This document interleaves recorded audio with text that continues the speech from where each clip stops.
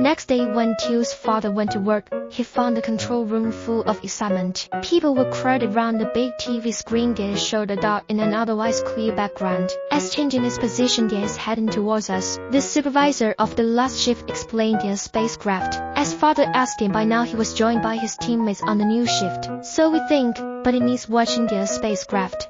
Where from? The solar system wasn't known to have any life anywhere else except on their planet. Teal's father recalled the ancient days recorded in the archives at the Central Bureau, when their ancestors had a well-developed space program and had searched the solar system with manned and unmanned spacecraft and found that they were indeed alone in the days of energy shortage and underground. They could only watch impotently from their vantage point. Then who were these strangers? The conference room in the Central Bureau was so quiet that an outsider would have thought it was empty. Far from it, then was full to capacity, but the members of the Central Committee were unusually quiet. They knew that the president was going to make a momentous announcement. Colleagues, I will give you the report as I have it. While you speak, there may be a change in the situation. The president paused to get his papers in order and then continued. 2 spacecraft are approaching us, then one is in fact orbiting our planet, while the other is still far away. We guess that they are coming from our neighboring planet. How should we react?